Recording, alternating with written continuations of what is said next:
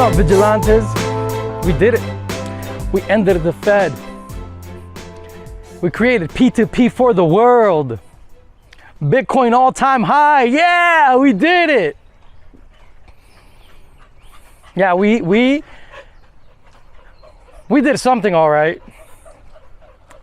And it got to a point that what we did is now something that not even the bankers, the banksters, can deny. So they needed a seat at the table, like we were expecting.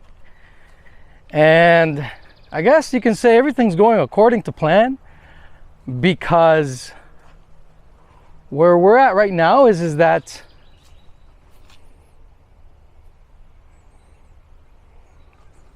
Bitcoin and crypto are about to completely consume the world in every single way. So, okay, so let's get started by saying this. For most people who do not understand these technologies, a ticker symbol is just a ticker symbol. So they just see the ticker symbols. And most people are like this. They don't see the difference between one technology or the other because they don't know. A lot of crypto nerds like me have this expectation. We tend to have this innate expectation for other people to understand these technologies the way we do. But the reality is that no, unfortunately, people don't understand these technologies, and that's okay. So most people just see a ticker symbol and they buy that ticker symbol. Some people say, well, Raph, you know, technologies that are winning out are because, is the same thing as VHS beating out Betamax. But I'm like, well, with VHS, I got to see movies, and some of these leading market cap implementations of these technologies we call blockchains are not even functional at scale. You can't do anything. So that analogy doesn't apply. So what do we have? We have a system that has seen a threat in crypto and in Bitcoin. And this system is now positioning itself to protect itself. They laughed at it, they fought it, they know they can't destroy it. So the best thing that they did was join it, embrace it. And that's what they have done. So this bull run that we're still in is the bull run where the banksters grabbed onto Bitcoin, grabbed onto Ethereum, are grabbing onto everything that does not position itself as a threat to their establishment. And that's okay, guys. I think it would be naive for us to expect the big tech cartel and the bankster cartel to completely embrace the fullness of these technologies. That's not something that they will ever do. And we as crypto enthusiasts need to be aware of this. We need to embrace that reality. But they will embrace that which doesn't threaten their existence. And that's exactly what we are seeing right now. So, which is actually something very positive for all of us, because it goes to show that these technologies are here to stay. So what can really be done with BTC? What can really be done with Ethereum? Well, they are investment vehicles that serve as settlement layers, where traditional financial entities can still have a seat at the table, where they can transfer digital assets as middlemen still. So in a sense, the bankster world, the legacy financial world, still gets to live another day. And in a sense, I don't see anything wrong with that, because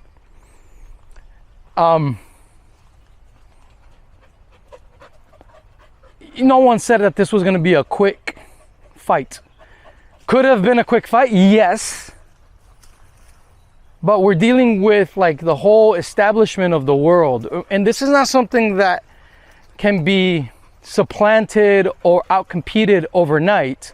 So in this story we call Bitcoin, in this story we call crypto, we're at the stage where they embrace whatever aspect of this technology fits their narrative, fits their worldview, where they get to still play the same role that they've always played, which is the financial and now data middlemen for everything that is of value, which should have been P2P.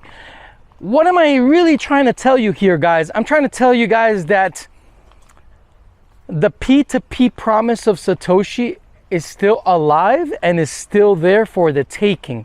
What does that mean? That we still have the upper hand, because what we do know is that we have superior technology that is person to person, P2P, that is truly decentralized, that does not need middlemen, and that this technology is still yet to find its day in the limelight, where we have viral mass adoption. So some of the most viral things that we've seen in these past few years have been around the implementations that embrace degeneracy, which is okay, because in all of technology, in order for technology to be used and adopted and bettered, people tend to implement fun, play. So we've seen a lot of playfulness with these technologies, and we're at the point where everything that has been done under the banner of fun is now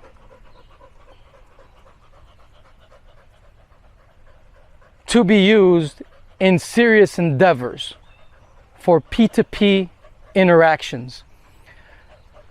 So where are we? What's gonna happen? Well, the world moving forward is always going to be at the cusp of innovation, at the cusp of any entrepreneur that can completely disrupt whatever field they want to get into by implementing these technologies in the way that most right now have not dared to embrace. And why is that? Because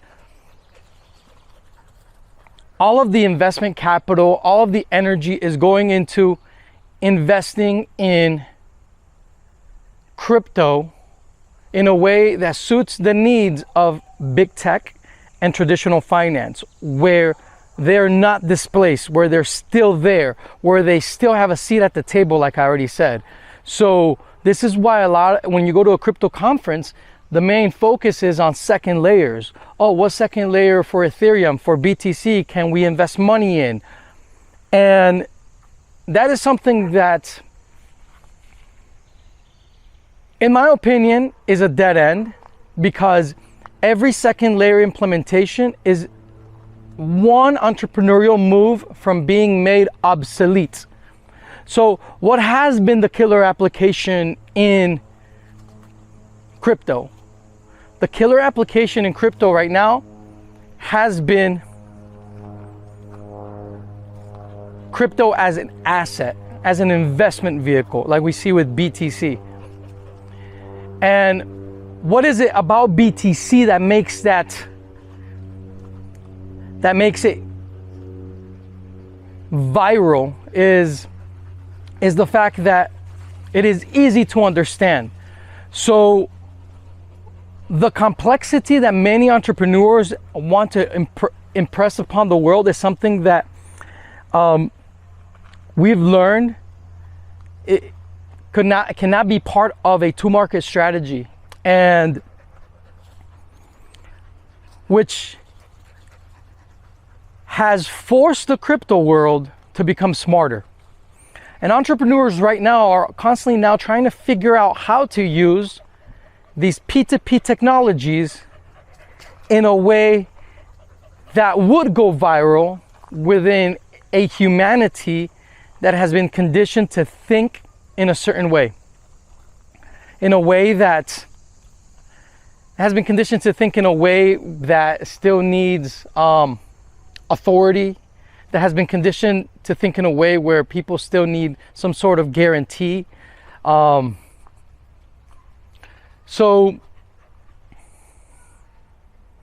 the dream of P2P currency still has not been fulfilled. We are still at the beginning. We really are.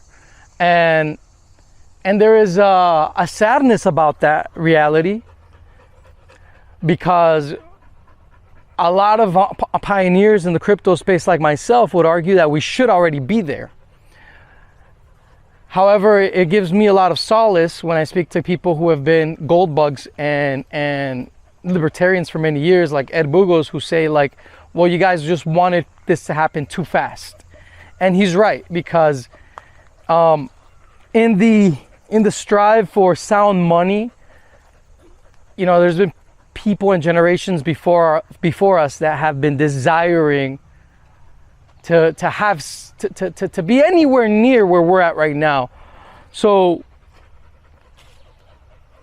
at this point in time, we are in a very interesting place where at any moment, any entrepreneur can shock the world with innovation that can go viral and that can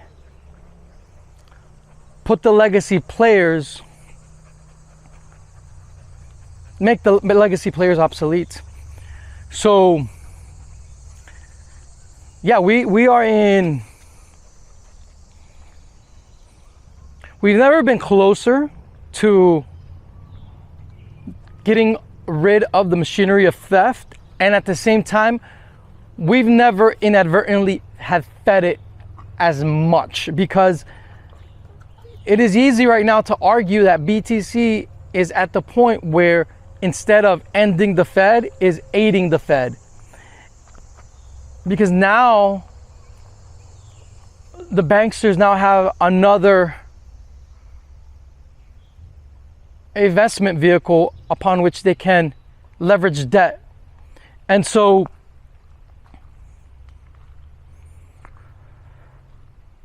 it's a game right now where things can change overnight, but as investors we shouldn't rely on that hope. I think as investors we need to learn our lesson that humanity is still conditioned to seek a central planner for safety. And what was very eye-opening to me was that how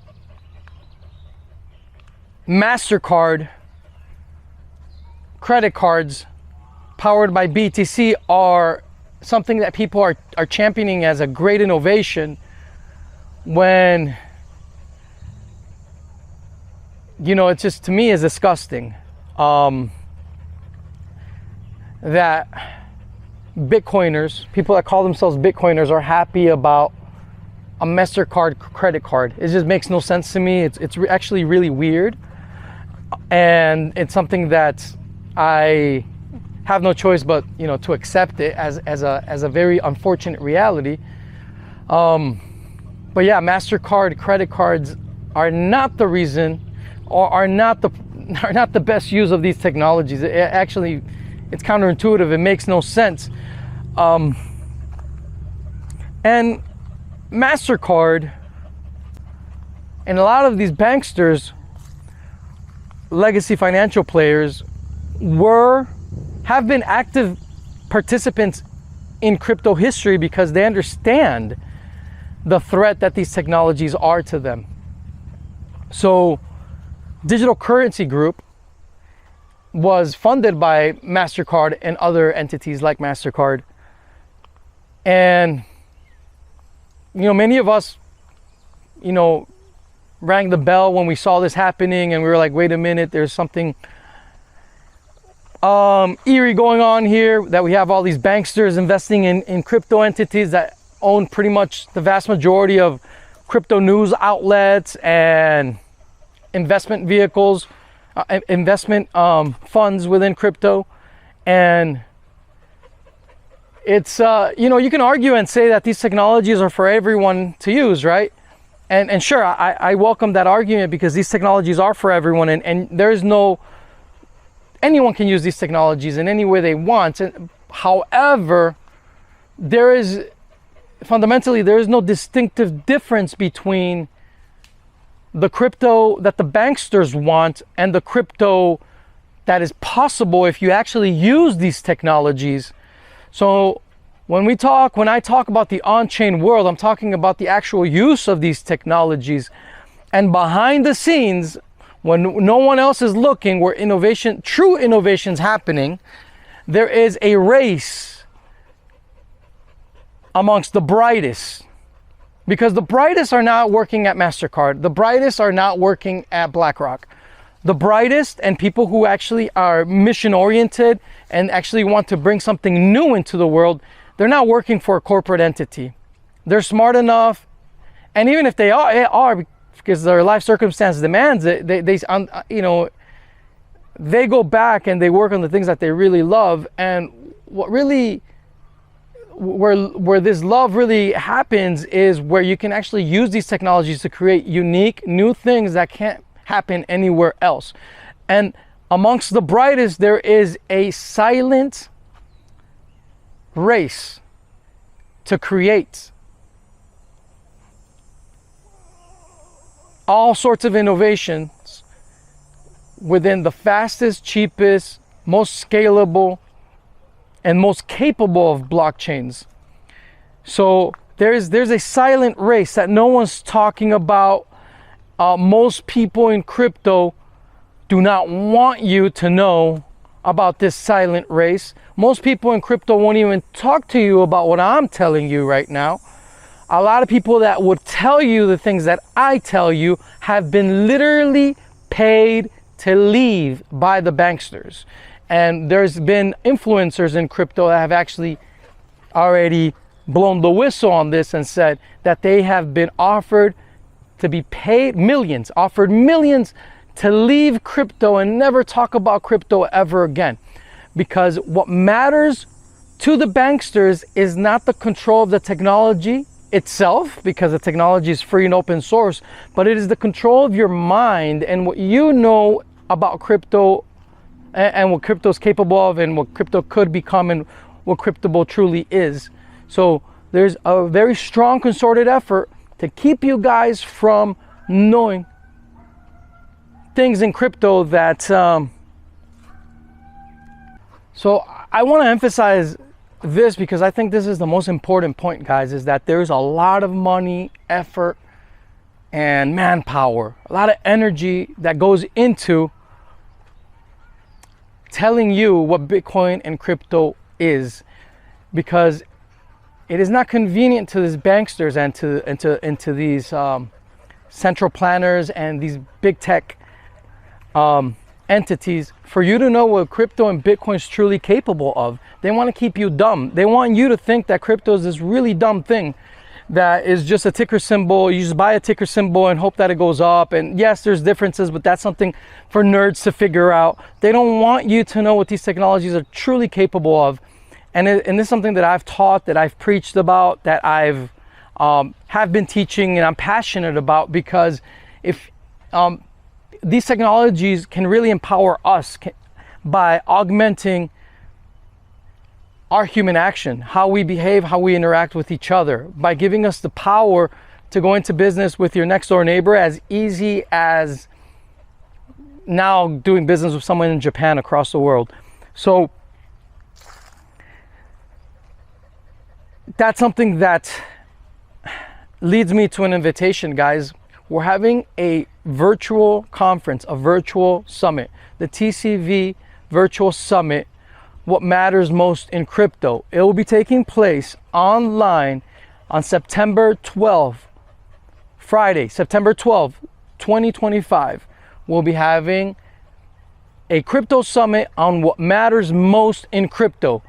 So if you're new to crypto or if you're an OG in crypto, it's really important to learn about what the heck these assets are, what's the distinction between these assets, what are the aspects of these assets and in their nature that matter most, how to embrace the market as investors, as day traders, if that's what you are, how to best embrace this market in a timely fashion, how to correctly read the market, and how to actually use these technologies the proper way, how to use the best operational security tools, how to actually take care of your crypto, how to actually self-custody your crypto in a way that that really empowers you, and not some central planning layer 2 BS that takes away your autonomy and your sovereignty. So yeah, I'm very excited about this summit. I think it's really important for all of us to go back to basics, and you know, something that I have learned throughout the years is the importance of repetition. That I need to continue repeating. Even if I get tired of repeating the same old thing, I have to continue repeating the ideas and the teachings that are, for me, basic, but that are of utmost importance for everyone that's coming into crypto. There's a lot of new blood coming into crypto right now, which is very good. And the problem with the approach to adoption that these banksters and these Wall Street central planners are engaging in crypto is that sooner or later, and I think sooner than later, their schemes to keep people stupid within the Wall Street system will run its course, because humanity is not dumb, and they want to impress that humanity is dumb and lazy, but in reality humanity is hungry for peace, prosperity, and freedom. That's truly what everyone wants. And so when you have that abundant mindset and you honor people for who they are, in that they are intelligent, in that they strive every day to work, not just to make ends meet, but to get out of the rat race, then, and you truly honor that, then you don't see people as useful eaters, or whatever term the World Economic Forum may be using at the present moment to refer to people, peasants, whatever they call them. You and I both know that humanity has great potential, and that these technologies have the ability to give us to augment what we're capable of even more, and to truly provide us peace, prosperity, and freedom, not just for a few oligarchs, but for everyone. Because guys, there's still you know, the promise of P2P currency is still there. It's still for the taking. We have the recipes, we have the ingredients, we have the technology. We just need people to embrace it. And I think that the banksters jumped into crypto and have used all of their schemes to confabulate, confuse, and psyop their way into the crypto market, because they know that this is us leaving their plantation forever. And so this is their last ditch effort. They're not going to stop. But they're in desperation, guys. Look at how much BTC is being pumped right now. That to me is a clear sign of desperation, dude. They're desperate for your focus to go into looking at BTC, for you to think that crypto and Bitcoin is something that is just for the rich, just for the oligarchs, for the barons of this new world, not for you, and for you to be discouraged from even participating. But the truth, guys, is that BTC embraces maybe, I'd say, 1% of what Bitcoin was originally capable of providing the world. The fullness of Bitcoin is not just a settlement layer for banks, for traditional finance. It's not, the fullness of Bitcoin is not just an accounting ledger where you batch transactions from traditional financial traditional financial institutions and attest them on the blockchain. No, the fullness of Bitcoin has smart contracts. The fullness of Bitcoin allows you to scale on chain, to develop applications on chain. The fullness of Bitcoin allows you to run AI on chain. The fullness of Bitcoin is the cheapest, fastest, most efficient network. The fullness of Bitcoin, in its original design, is a supercomputer. You can compute the script. You can compute script on chain, do smart contracts. And so the fullness of Bitcoin is still there. And we see glimpses of humanity reaching to embrace what Satoshi gave us in things like Solana, Cardano. We see glimpses of humanity striving for that in networks that are proof of stake, which is a model of governance that always leads to central planning, or through the account-based model, which is the account model of digital finance used by the banksters. But what Satoshi gave us with proof of work is something that completely changes the game, and it creates a scalable blockchain where everything grows in parallel horizontally, where the whole network does not have to embrace a global state. And that is true innovation. And as of this idea of what Satoshi gave us and I'm just giving you one example, in the UTXO model, the unspent transaction model, that is something that is just now really beginning to be understood in how it applies to smart contracts in computing script. So we have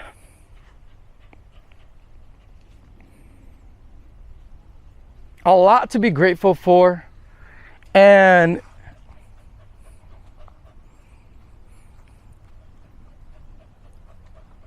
it's really now just a mental game. And it's a mental game that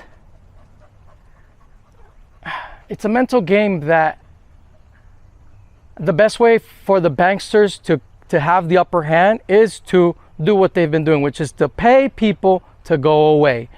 And I've never gotten that offer. Maybe they realize that I will never take that offer. And so I'm not going away. And I have noticed that many people that have spoken the way I have gone away. A lot of them said that they were paid to go away. And some of them got killed, like Nikolai, the father of the stablecoin of the MakerDAO. He was murdered in Puerto Rico. We have Roger Ver, who has said very similar things to me, and you see the persecution he's facing. We have Craig Wright, and don't even mention how much he's persecuted by big tech. You know, when you have like the Open Patent Alliance going after, which is all of big tech, OpenAI, Meta, Jack Dorsey, you name it, all the big tech giants going up against one mad scientist. You know, that's just really weird, right? It makes you question a lot of things. Yeah, so, you know, I think it's important to, you know, if you understand crypto fully, if you really do, and you're someone who's open-minded, you know, share this information. Tell people to really look into the fullness of Bitcoin. Tell people to really study what Satoshi gave us. I have hope in humanity, and I think that eventually this will inevitably, these ideas will inevitably become viral.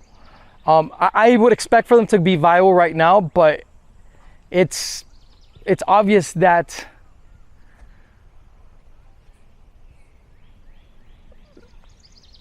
the allure of making money right now overpowers people into being stupid. But there is hope in that for those who truly want to make money, those who truly want to capitalize, there is the ability for them to make billions by simply writing up a couple lines of code, because again, the technology that is truly revolutionary here is the technology that they don't want you to know about, because they're trying to get ahead of that realization. They don't want you to realize it just yet. They want you to be introduced to the fullness of Bitcoin, for example. They want you to be introduced to the fullness of what these technologies are truly capable of by them. They want to introduce those capabilities to you. They don't want these technologies to explode without them being the middlemen. That's truly what's going on here. So it is for that reason that, you know, we need to be, you know, it's kind of like a race, right? A race that's always in our favor. And it's always in our favor because we will always have the upper hand over the banksters. And what does that mean? What does that mean to have the upper hand? Well, our upper hand is that they will never be able to compete with P2P currency, ever. P2P data management, P2P applications that live within Byzantine fault-tolerant networks. They will never be able to compete with the efficiency of a blockchain that truly scales. They will never be able to compete with the efficiency, the fastness, the quickness of a blockchain that is truly scalable. They will never be able to compete with the interoperability that the best of blockchains offer to entrepreneurs. They will never be able to compete because it goes against their most inherent incentive, which is for them to be the central planners that drive this space forward. They need to remain relevant. And as much as they try to remain relevant, they will always be at odds with the nature of these technologies, which is that these technologies desire to be free. So, you know, I remember I was at a conference at a university about a year ago, and I was talking to a bunch of people, you know, of university age, and the idea that they gave me is that they think that they're too late to Bitcoin, that they were too late to Bitcoin. And I'm thinking, I'm like, wow, that what a wonderful psyop that is, right? To think that you're too late to Bitcoin, when in reality, only like, I'd say 1% of what Bitcoin's truly capable of has been exploited. There are so many other more faculties and capabilities within Bitcoin that are yet still to be discovered, that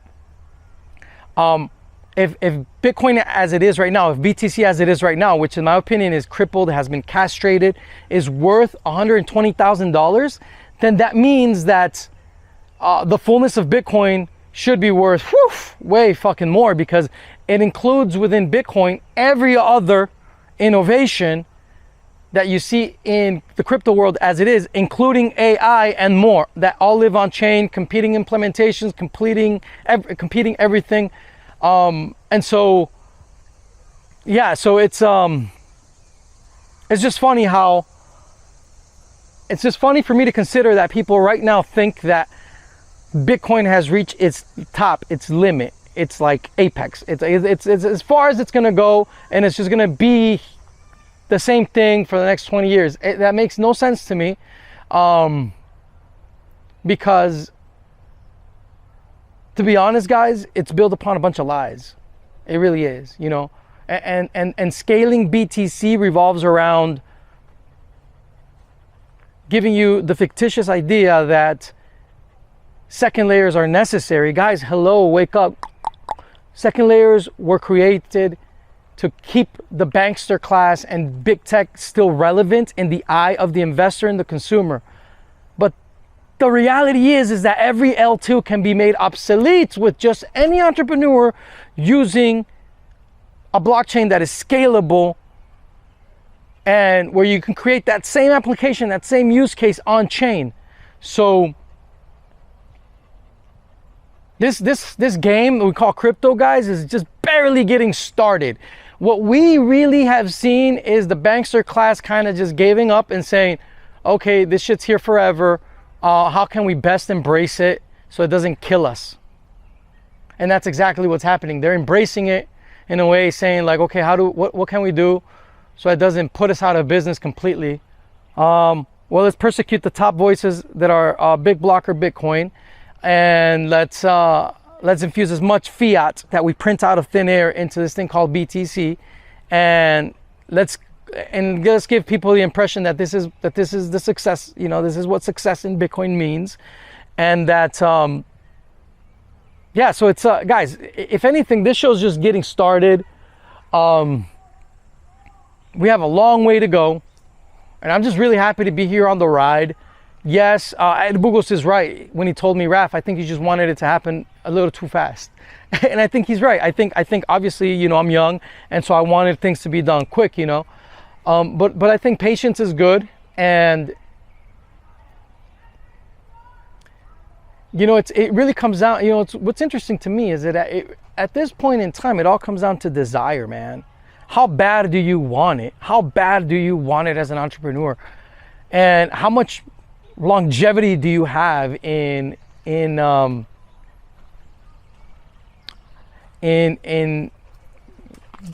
keeping yourself safe from the attrition? Because you do have better technology. You have to implement that technology in a very savvy, smart way that catches on with the NPC masses, and at the same time, you know that you're going up against, you know, your competition is the bankster class in big tech. So you can disrupt the shit out of them, but you have to be operating at the next level. And I think the next level is you have to, I think this becomes a very spiritual endeavor, because money, information, currency, energy is nothing but, in my opinion, something very spiritual. And if you want to take the life-sucking force out of these vampires, you have to do it from a place that comes from the highest of vibrations. You really have to come from the highest of vibrations and implement from that perspective. For example, a lot of people in the on-chain world wanted to create things that go viral, like pump.fun on Solana, but they came at it addressing the need for degeneracy, and obviously degenerates are not the best base to create an economy on top of. So I'd say that the best way to start this endeavor of really bringing P2P currency to the world is by embracing those who truly need these technologies the most. We have over 3 billion people unbanked in the world that need fulfillment for what it is that they, you know, need, you know, fulfillment in the digital world. And that base has not been addressed. That user base in crypto has not been embraced. There were, in the early days of Bitcoin, we did go for it. Like, I remember my friends and I, we onboarded over 70 businesses in Austin, Texas, in downtown Austin, Texas alone. So over 70 businesses in one of the most happening cities in the US were embracing Bitcoin as cash in like 2013, 2012. So we were on the way of replacing fiat, of replacing the dollar. This is why the hijacking of Bitcoin happened. This is why Roger Ver is getting persecuted right now, because he told the story in his book, Hijacking Bitcoin, of what I'm telling you right now. This is why these things happen, you know? And so,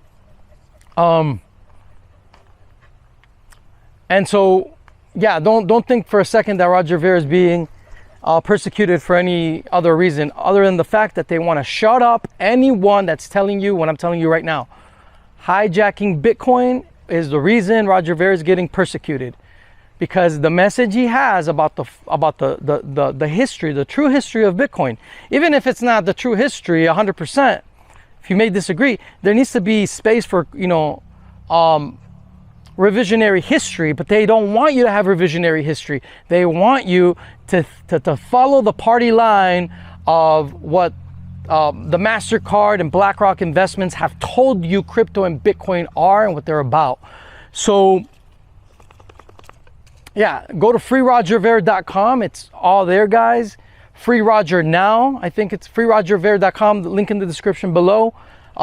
Support Roger Ver. You know, this is lawfare unlike anything we've ever seen before, and it's a shame, but it's a reality because these technologies are that powerful, guys. These technologies are that powerful. They're not going anywhere, and they're scared that what I told you today goes viral. Not a technology, not a ticker symbol. No. They're scared that the ideas I just told you, that you understand, that you share the idea that Bitcoin and crypto in its fullness has the ability to free you, not just financially, but in all other ways. That's very scary to the establishment, guys. That's very scary to them. Because that means you don't need them anymore for anything. You don't need Amazon. You don't need Facebook. You don't need Google. You don't need none of that. You don't need the banks. You really don't need these assholes. You don't need the Federal Reserve.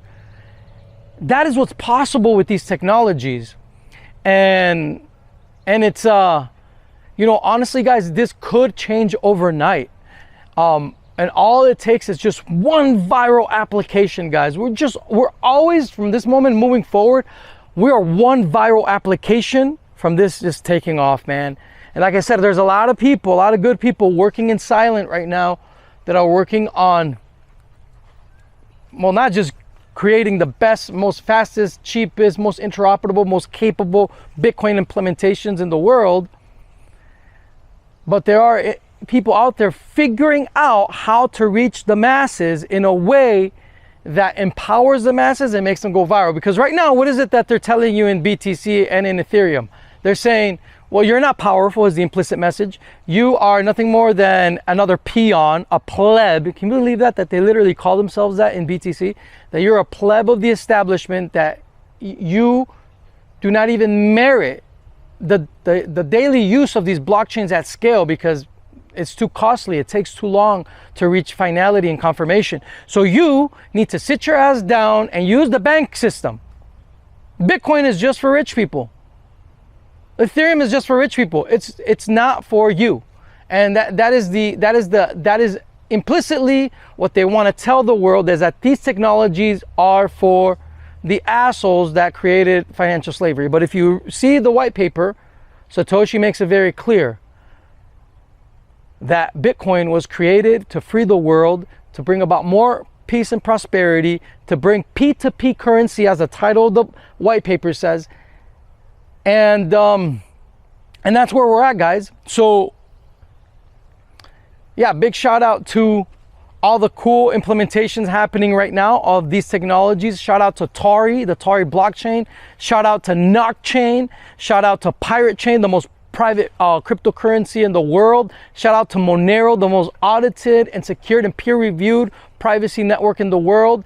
And yeah, guys, big shout outs to everyone in crypto who has been working in putting the banksters up against the wall and forcing them to invest in our sector. So thank you so much for all of your hard work, because now the banksters have had to accept that these technologies are here to stay.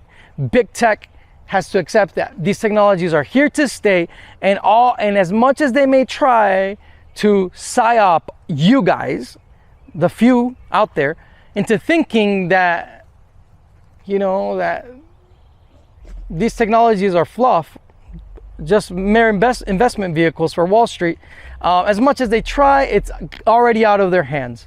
At any moment in time, innovation can sprout out of this sector that can make their existing legacy systems obsolete. And for that, gentlemen, I salute you. I salute you for all your hard work. Keep up the good work. Galaxy, I see you. I see you guys. You guys are fucking awesome. Pirate Chain, Tari, Monero, I see you. Love you guys. And again, September 12th, Friday, September 12th, 2025. What matters most in crypto, TCV Summit. Link in the description below. Peace, love, anarchy. Now we are dealing with a possible world war. Some will say we are already in a world war. My condolences and prayers go out to everyone suffering under tyranny. It really sucks. I'm really sorry. But it seems as if people are starting to wake up regarding crypto more and more each day. And so it's in the description right here to read, where we give our secret sauce and what we teach our subscribers, because things are just that bad. You know, everyone needs this information. People need to know about sound cryptocurrencies that are actually private by default, and to know how to properly use crypto.